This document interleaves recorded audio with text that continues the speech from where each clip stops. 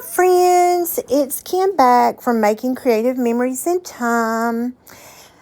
Thank you for joining me today. It's been a hot minute since I have had a process video in the maternity album playlist, and my niece's baby will be here the end of October, and hello, it's the end of July. So if I want this maternity album to be finished and ready to scrapbook my new great nephew, I need to get on the ball. Here you are seeing me using a piece of sage cardstock. All of the paper that you see me using in this video is close to my heart. Obviously, it's retired. As close to my heart is sadly no longer in business. This collection is called As You Grow, and it's a few years old. It's absolutely beautiful, and I have a mad stash of this, and that's one reason why I'm using it. The white daisy cardstock is cut at 11.5 by 11.5, and I love to build a base page, especially if I'm doing a one-page layout with a colored cardstock base, and then put the 11.5 by 11.5 white cardstock down. And I have just pulled random pieces that are already cut into for this page. It's a very simple page, and it does go together quickly. I did not speed the video up. This video is actually taking place in real time, and it's still less than 30 minutes. I have a 4x6 photo that I am trimming down to 3 3/4 by 5 3/4, and this is a photo that Ashley took at school. She's an elementary school teacher, and she took it in the faculty bathroom at the end of March, like March the 27th, and this was documenting that she was 10 weeks pregnant. And so I absolutely love it. And this, I'm sort of not working chronological. This page is actually going in the part of the maternity album before we find out that the baby is a boy, and so I'm still getting to use this beautiful floral side of the paper, and I am going to use as much of that as I can in this album because I absolutely love it. So there you just saw me put a white mat, photo mat, under the photo. I love the way that just a little bit of white mat can really help a page, help a photo pop off the page. And now I am just looking at pieces of this paper collection that I want to use that are already cut into. If I can help it, I'm not using any full pages. If I can help it, wink, wink. And so I want this floral piece to be exactly where I put it. And then you're going to see me sort of fuss around with these other pieces. And do I want to mix? Like there, I'm pulling in a slightly smaller floral with the sage background. I think I want to use it. That's a scrap piece that was in the collection in the bag already that size. I end up not using that though. Definitely, I want to pull in that shortbread. I love florals and plaids together.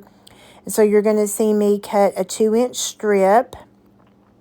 And then I end up taking like 1.5 inches, 1 3/4 off the end, just because I don't want that to be a full 12-inch piece. And I love just the softness that shortbread color brings to all of these beautiful mulberries and all of those more pink vibe, colors. Love it.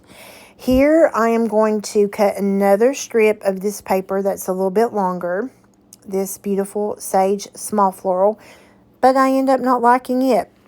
I can't be the only person, you guys. I cannot be the only person who will cut paper, want to use paper, and then don't like how it looks where it's at. Like that piece of sage floral print paper, I did not like it when I laid it next to that busier floral, and so I cut it and ended up not using it. Same thing with this mulberry plaid. I ended up not liking that mulberry plaid where I had it. So you are going to see me just lay these to the side, and I'm moving on to a different part and element of the page just until my brain decides what it wants to do with all these patterns that I want to use, right? So here I decide I am cutting into a new full sheet of this mulberry paper, and I want the photo mat to be 6.5 by 4.5 or 4.5 by 6.5, and that is going to be the perfect separation between the photo and that busy floral paper. It's really going to help it pop up off that floral paper, and I love it. So here I am going to fuss around with placement again, and this is when I decide I'm not going to have that other plaid, and I'm not going to have that other floral with these two plaid, with this other plaid and floral. And so I make the decision here to create this little paper element at the bottom right hand corner, and that will serve two purposes. At number one, it sort of breaks up the white space, and number two, it's going to become the base for a little cluster element and the title as we get to that point. And so now I'm going back to that beautiful sage green floral paper because I really want to use it, and I turned it on its side so that it's directionally correct, and I'm just going to cut a smaller piece of that paper, and you're going to see me dovetail those papers, and that is going to be this little corner element that I build the title and another cluster on. And here I'm pulling in that shortbread again. I want to repeat that color down in that cluster just because it's sort of acts as a neutral in this, if you will, and I really want that down in that cluster as well. And so now I am going to dovetail each one of these three pieces, and as I do that, you will see me place that shortbread plaid right on top of or overlaying the mulberry plaid, and it doesn't really look good in the beginning, but trust me, hang with me as a sticker goes on there, a sentiment sticker, strip sticker with some words, and then I build the cluster. You're really going to appreciate that little bit of shortbread in that area. And so now I'm ready to glue all of these pieces down, get them adhered down. And I actually had to think about, I wanted to splatter with some mulberry shimmer brush. I caught myself wanting to pull in some either shortbread or mulberry ink and like ink around the edges. But I really want to keep this album clean and simple. I don't want a lot of fuss in this album. I just want to document and tell my niece's maternity story as we go. So in this moment, I had to make a decision. No ink other than when I stamp the title.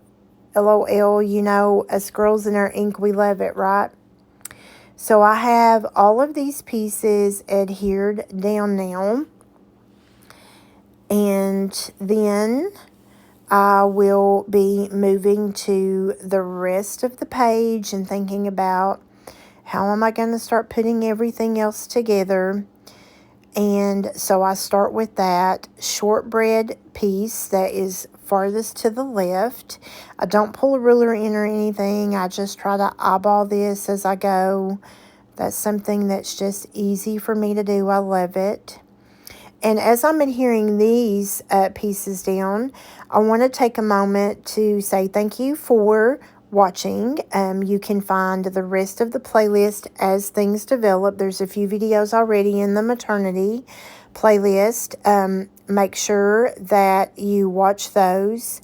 Give this video a like. Let YouTube know that you like my type of process video. Let YouTube know that you like the style and type of clean pages that I'm creating in this album. And if you do like it, make sure to hit that subscribe button. I'm trying to grow my YouTube channel and trying to grow my following, so I would greatly appreciate it if you would do that for me. Thank you.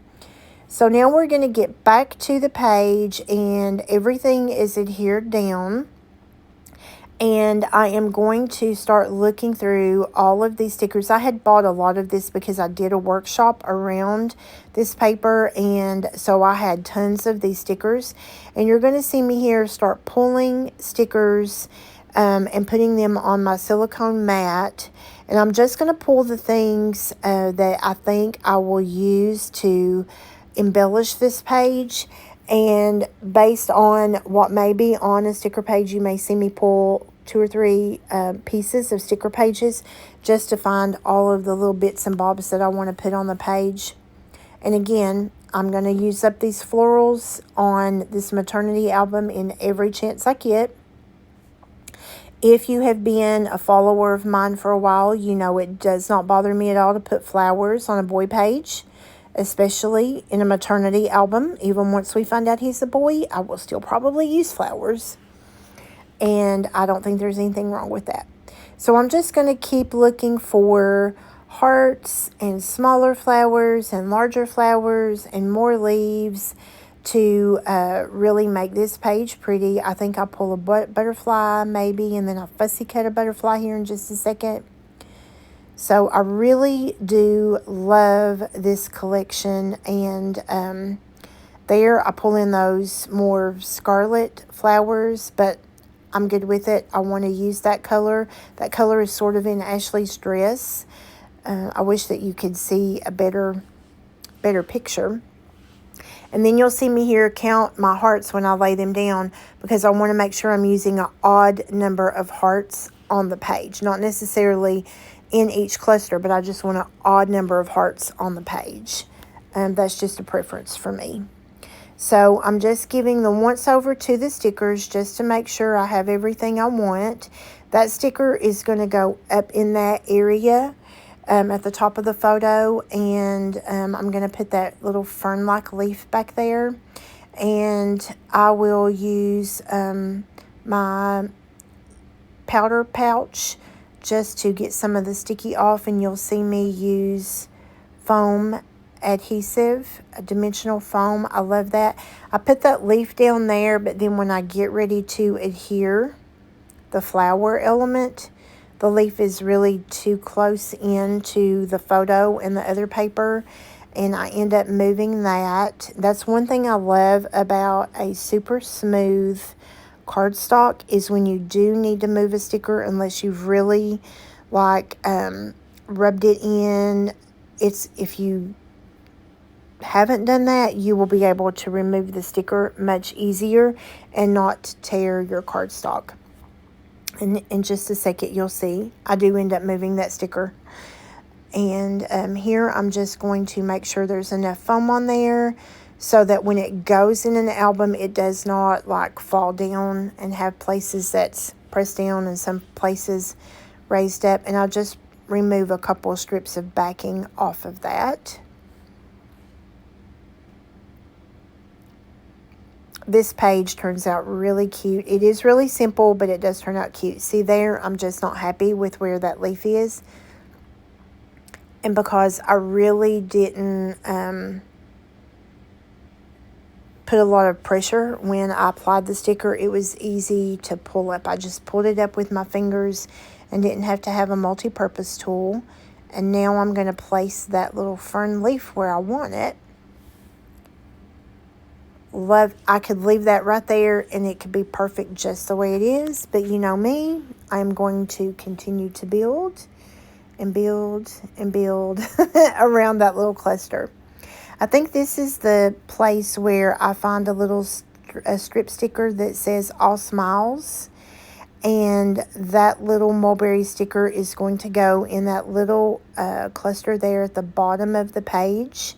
And that's really going to break up those two plaids right on top of each other and pull a little more of that mulberry color down. Here I start building my cluster, and I love the way my cluster is going. I just think it's so pretty. And then it dawns on me, oh, you wanted to put your title at the top of that little banner element. And so after I get everything pretty much stuck down and it's exactly where I want it to go, you're going to see me move it around.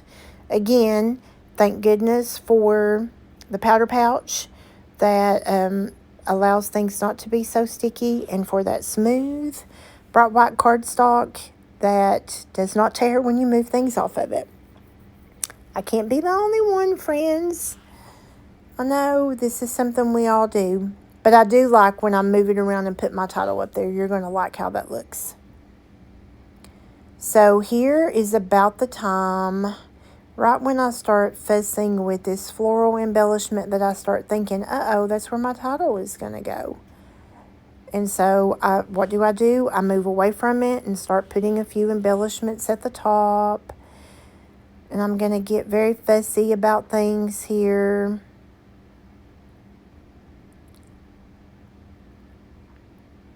I think about having a third embellishing cluster on that corner, and then I choose not to because there's too much going on with that floral paper, and I just walk away from that idea.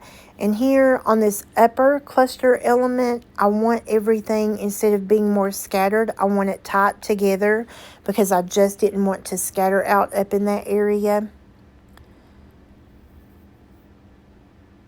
And so here I am working on one of the butterfly stickers, and instead of putting that up in that upper cluster, I put it down in the lower one, and I'm using my multi-purpose tool just to sort of curl the wings a little, just to give a little movement to it. Now it probably will flatten down when it goes in the actual scrapbook, but I am going to use my Barely Art Precision Glue to just put some glue in the very center of that butterfly,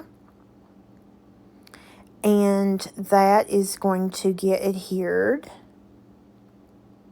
This is when I make the decision that that cluster needs to move, and I'll leave it where it is. Instead of it going off the page, I just have it fall back down into the pattern paper so that I can put the title right above that paper. And I think it looks just as pretty when I'm finished the way that it is, especially after the title is on. I fuss and fidget a little bit more. And this page design, friends, is super simple. And it's a page design that could work with more than one photo. It could work with a 5x7 photo. You could do 2 4x6s. You could do 3x4s. It's a page that you could rotate and rotate it counterclockwise and let all of your weight of your paper be at the bottom, and then that banner that I'm working on right now could be at the top, and then you could do your 3 4x3 photos, 3x4 photos. I love this design. It's super simple. Here you're going to see me look through some more stickers just to see if there's another smaller butterfly. I feel like I need another butterfly on this page, and I think that I actually end up going into a piece of that sage green cardstock and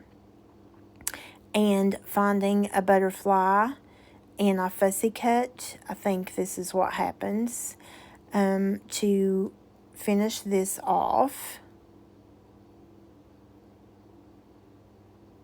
I don't know why we fuss so much with our embellishments and make sure that they're just perfect, but we do. And here is when I make the decision. We're just going to fussy cut one out. And so when I fussy cut this butterfly, because it is a sage green paper, typically I would leave a little bit of paper around whatever I'm fussy cutting, just especially if it's a white background, just so it sort of looks like a sticker. But where this one was sage green, I really fussy cut close. And when I attach the butterfly into this cluster element, because everything else is clustered so tightly, I do put that butterfly in there tightly. And then one of the reasons I did that was so that maybe your eye would not be drawn to the fact that it has a little bit of that sage green around it. And if it's tightly connected to the embellishment cluster, you're not going to have that much separation of space where your eye can pick up on that sage green outline around it. And so here we go. It is a teeny tiny butterfly, but it does look cute where it is. And it's not large enough that I can do a lot of fussing with the wings. So I'm going to just bend them a little, adhere it down, and then come back and shape a little. And we're good with that. And then you will see me start adding the rest of, I think I add the rest of the stickers here. Definitely with the Barely Arts glue, you need to make sure that you cap it off, because it does, mine, and it could be because mine is a little bit older, it does dry out really quickly. Well, not that the glue dries out, but your little skinny barrel. So here I'm just randomly adding hearts. Remember, I had an odd number of hearts, and I am just randomly going to add hearts in both of those clusters. And some of them are mulberry and some of them are papaya, and I love it. I just love those colors sprinkled around. And now I have pulled a stamp, alphabet stamp from my collection. And the title for this page is just simply 10 weeks. And the number 10 was on one of the sticker sheets. And I just pulled a font that I really liked. And I have pulled charcoal ink. And I am starting over at that corner, the upper corner of that bottom cluster. And I'm not stamping directly, I'm not touching the paper. I'm leaving just a small white space between the stamp alphabet and that border. And I'm working backwards, spelling the word weeks. And then it works out perfectly, because when I place the 10 on it, it's just like I cut it exactly the length it needed to be. And I love it. Love it. And I do like this font. This font is really cute. I can't, for the life of me, remember the name of the font. But it looks really, really cute. And then you will see me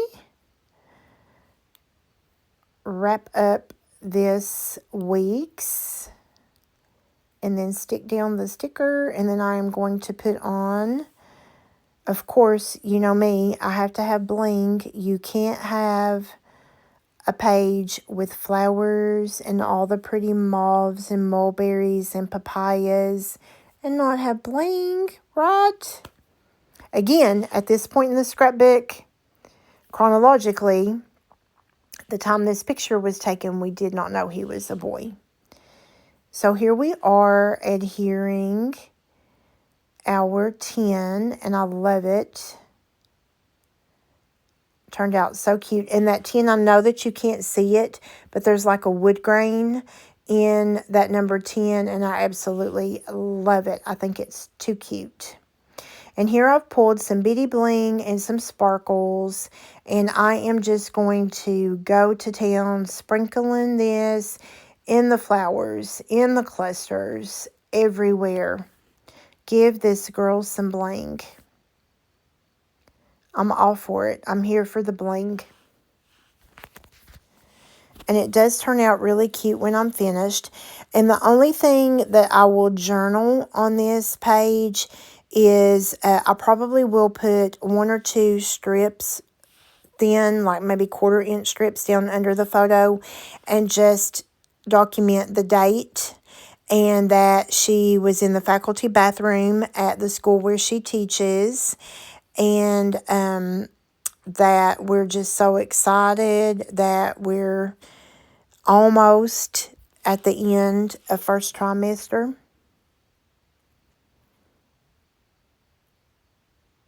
And I'm trying to just sprinkle in some of those little bitty blings. I love, especially in these flowers, putting the little bitty sparkles right in those flowers. And believe it or not, friends, the type of embellishment that you put around a cluster can help your eye move.